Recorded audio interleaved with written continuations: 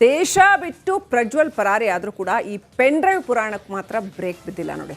ಮತ್ತೆ ಮಾಜಿ CM HDK DCM DKShi ನಡುವೆ ವಿಡಿಯೋ ಕಿಚ್ಚು ಜೋರಾಗಿದೆ. ರಾಜಕೀಯ ಕೆಸರೆರಚಾಟ ಕಂಟಿನ್ಯೂ ಆಗಿದೆ.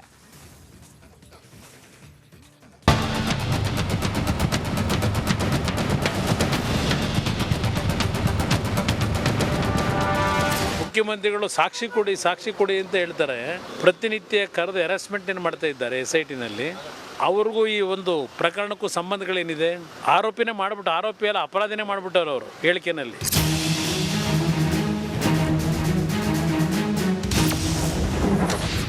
ರಾಜ್ಯದಲ್ಲಿ ಪ್ರಜ್ವಲ್ ಪೆನ್ ಡ್ರೈವ್ ಹಲ್ಚಲ್.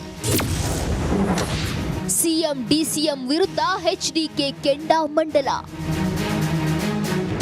ಪ್ರಜ್ವಲ್ ರೇವಣ್ಣ ದೇಶ ಬಿಟ್ಟು ಎಸ್ಕೇಪ್ ಆಗಿ ಇಂದಿಗೆ 25 ದಿನ. SIT ಚಾಪೆ ಒಳಗೆ ನುಸುಳಿದ್ರೆ ಹಾಸನ ಸಂಸದ ರಂಗೋಲಿ ಕೆಳಗೆ ನುಗ್ತಿದ್ದಾನೆ. ಅಧಿಕಾರಿಗಳ ಕೆಟ್ಟಾಗೂ ಬೀಳದೆ ಪಲಾಯನ ಮಾಡ್ತಿದ್ದಾನೆ. ಏನೇ ತಿಪ್ಪರ್ಲಾಗ ಹಾಕಿದ್ರೂ SIT ಕುಣಿಕೆಗೆ ತಗ್ಲಾಕುತ್ತಿಲ್ಲ.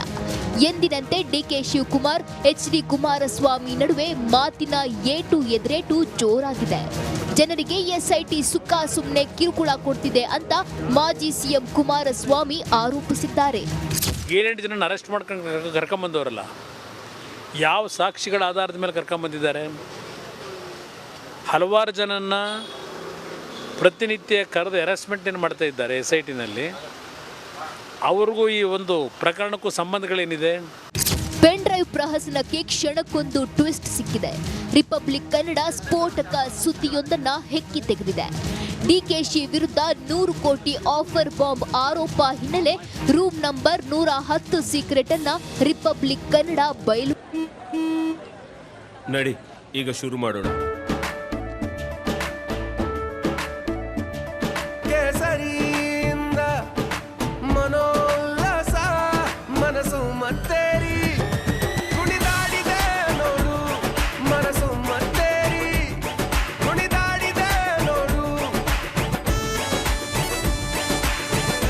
ಕ್ಷಣ ಕ್ಷಣವೂ ಆಚರಿಸಿ ಕೇಸರಿ ಹಬ್ಬ.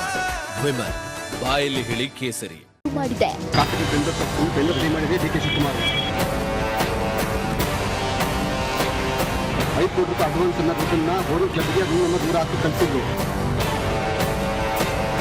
ಪೌರೇಕೆ ಇನ್ಸ್ಟಿಟ್ಯೂಟ್ನಲ್ಲಿ ಕೇವಲ 60 ರೂಮ್ ಇರುವಂತದ್ದು, ಜೊತೆಗೆ 110 ರೂಮ್ ನಂಬರ್ ಇಲ್ಲ ಅನ್ನೋ ಒಂದು ಕ್ಲಾರಿಟಿಯನ್ನ ಕೊಟ್ಟಿದ್ದಾರೆ. ಇನ್ನು ಈ ಬಗ್ಗೆ ಮಾಗಡಿ ಶಾಸಕ HC ಬಾಲಕೃಷ್ಣ ವ್ಯಂಗ್ಯವಾಡಿದ್ದಾರೆ. ತಾತನಿಗೆ ತಕ್ಕ ಮೊಮ್ಮಗ ಆಗಲಿಲ್ಲ ಪ್ರಜ್ವಲ್. ತನ್ನ ಮೊಮ್ಮಗ ಸಿಡಿ ಮಾಡೋನೆಂದು ಗೊತ್ತಿದ್ರು. ದೇವೇಗೌಡರಿಗೆ ಪುತ್ರ ವ್ಯಾಮೋಹ ಯಾಕೆ ಬೇಕಾಗಿತ್ತು? ಯಾಕೆ ಟಿಕೆಟ್ ಕೊಡಬೇಕಾಗಿತ್ತು? ಟಿಕೆಟ್ ಕೊಡದೇ ಇವೆಲ್ಲ ಆಚೆನೆ ಬರ್ತಿರ್ಲಿಲ್ಲ, ಗೊತ್ತಿತ್ತು. ಅಮಿತ್ ಶಾ ಹೇಳವ್ರೆ ಟಿಕೆಟ್ ಕೊಡಬೇಡ್ರಿ, ಇವಂದು ಹಿಂಗೈತೆ ಹಗರಣ ಐತೆ, ಇವಂದೆಲ್ಲ ನಮಗೆಲ್ಲ ಸಿಡಿ ಗಿಡಿ ಎಲ್ಲ ನಮ್ಗೆ ಕೊಟ್ಟವ್ರು ನಮ್ಮ ಕೈಗೆ ಅಂತ ಅಮಿತ್ ಶಾ ಹೇಳಿದ್ರು ಕೂಡ ದೇವೇಗೌಡರಿಗೆ ಆ ಥರ ವ್ಯಾಮೋಹ ಯಾಕೆ ಬೇಕಾಗಿತ್ತು? ಕುಮಾರಸ್ವಾಮಿ ಸಿಡಿ ಏನು ತೋರಿಸಬೇಕಿಲ್ಲ. ಕುಮಾರಣ್ಣ ಒಪ್ಕೊಂಡೇ ಬಿಟ್ಟವ್ರಲ್ಲ ಡೈರೆಕ್ಟಾಗಿ, ಅದೇನು ಸಿಡಿ ತೋರಿಸ್ಬೇಕಾಗಿಲ್ವಲ್ಲ. ನಾನು ದಾರಿ ತಪ್ಪಿದ ಮಗ ಒಪ್ಕೊಂಡವ್ರಲ್ರಿ, ದಾರಿ ತಪ್ಪಿದ ಮಗ ನಾನು. ನನಗೆ ನಮ್ಮ ಶ್ರೀಮತಿಯವರು ಎಚ್ಚರಿಸಿದ್ರು, ನೂಲ್ನಂತೆ ಸೀರೆ ಅಲ್ವೇನ್ರಿ. ತಾತಕ್ಕೆ ತಕ್ಕ ಮಗ ಆಗಲಿಲ್ಲ, ಅವನು ತಂದೆಗೆ ತಕ್ಕ ಮಗ ಆಗೋದ. ಹಾಸನ ಸಂಸದ ಪ್ರಜ್ವಲ್ ಅವರದ್ದು ಎನ್ನಲಾದ ಪೆನ್ ಡ್ರೈವ್ ಪ್ರಹಸನ ಮುಂದುವರೆದಿದೆ. ರಾಜಕೀಯ ಕೆಸರೆರಚಾಟ ಜೋರಾಗಿದೆ. ಆದರೆ ಸಂತ್ರಸ್ತೆಯರಿಗೆ ಮಾತ್ರ ನ್ಯಾಯ ಕೊಡಿಸ್ತಿಲ್ಲ.